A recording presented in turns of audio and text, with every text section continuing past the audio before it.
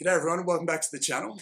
So this is a little bit of a different video today compared to some of the ones that we do generally on the channel. And the main reason is because my brother's in town.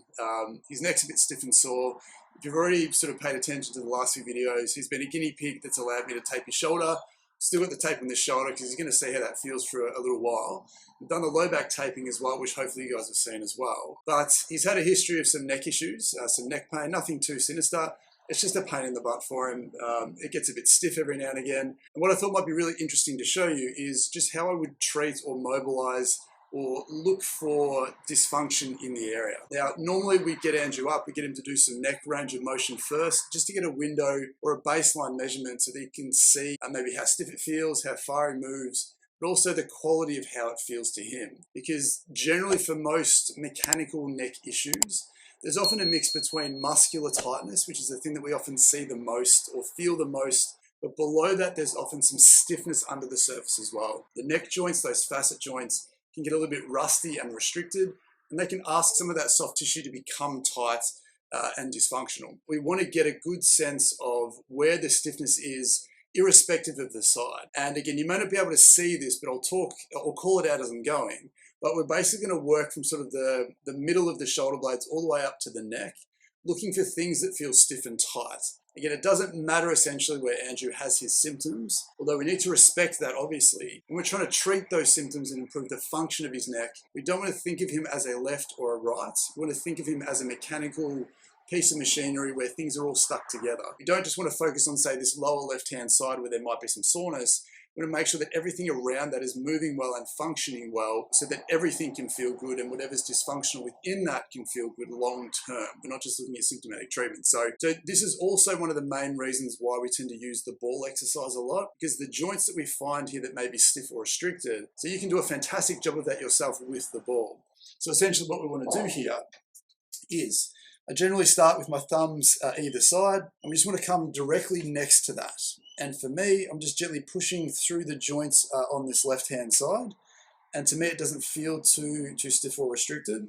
And Andrew, I'll get you to let me know if it feels sore at all. But this right-hand side here, and again, I don't know if you can see this very well on the camera, but as I'm pushing through here on the right-hand side, there's more resistance to my pushing. This left-hand side feels like it sinks in a lot easier. And this right-hand side feels a bit stiffer and tighter than the other side. So we just want to make sure that we're finding exactly where that is. So with Andrew here, again, it's a bit stiffer on this right-hand side as we come up. It's a little bit tight there, but nothing crazy. Again, this right-hand side again is getting stiffer and stiffer as we sort of come up here. That one isn't too bad actually. And again, as we come up a little bit higher again. All right, so as we come to the junction between the neck and the upper back, I'll just block the camera here.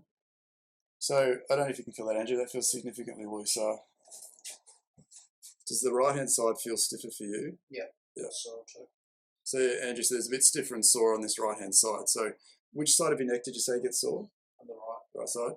So in Andrew's case, it's a nice straightforward one where the areas that we need to treat are most likely on the same side as where those symptoms might be. But for some people, probably 40 to 50% of people, we need to respect that soreness on the right-hand side. It may be muscular soreness. That's the one too. That's the one here. So Andrew just said that this joint here feels like the most stiff and restricted. So again, I've got my thumbs on the joint here. I'm just gently pushing down, trying to mobilize that tissue and working my way all the way up to the top of the neck because I don't want to miss anything.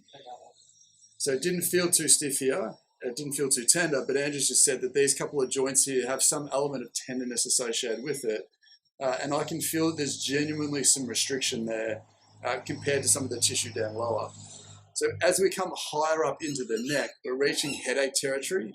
So if you have some stiffness and some tightness and some tissue dysfunction in this top sort of 2 or 3 segments of the neck, then you can experience some facial related symptoms. So you can get some headaches, you can get some nausea, you might be able to get some ringing in your ears, some sinus dysfunction potentially, all because these joints can express themselves through the head and face. So what we want to do with Andrew here is we want to spend a 30 seconds or so just trying to gently and respectfully mobilize these joints and get them to move better. Obviously, we'd also spend some time sort of massaging the muscles around here just to get the nervous system to calm down, hopefully allow that tissue to give and improve the range of motion of the area.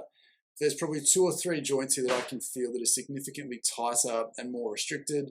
I'm sure it feels a bit tender for Andrew as well, but the goal here is to gently work our way in and out of these joints to restore as much normal motion as possible. So when you're using the ball, it's really important that you can distinguish between what feels stiff and tight and what feels loose and free, and spend more time on the side that feels stiffer and tighter with the ball. Now, it may not instantaneously feel better, but you deserve to see an immediate improvement of some degree to reward you for your hard work. I basically just wanted to point that out just to make sure that when you're doing this on yourself, you are looking for those areas that feel stiffer and tighter, not just the ones that hurt. In Andrew's case, they're on the same side, which makes it easier. So I'm going to keep working on this and keep trying to get Andrew's neck a little bit freer.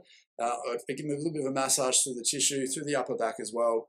And then we also want to make sure we're having a conversation around his postural habits, trying to understand why this exact part of his neck has become stiff and sore, whereas the other side's okay, the lower part's okay, the base of his neck's fine, the very top of his neck's okay. There's just these 2 or 3 joints in the middle of his neck that have become stiff and tight. So we want to be looking at the postures and positions or the shapes that he gets his head and neck into day to day, whether that be looking down at his phone, whether he's reading a book, if he's playing an instrument. Again, if he's sitting on the couch, reclining back but still looking forwards, it's very easy to create that hinge in your neck without realizing it. You might be looking off to the right compared to where his body's twisted towards and asking this tissue to become stiff and tight unknowingly. But for the moment, we're just going to keep working on this. So if you like this type of content and you want to see more of this type of content where we're treating someone and talking through their issues, please consider leaving a comment down below letting me know. Subscribe to the channel if you're new. Leave a like around down below, as everyone tends to say. And if you like this type of content, please consider leaving a super thanks donation on the video. But with that being said, thanks for watching, and we'll see you next time.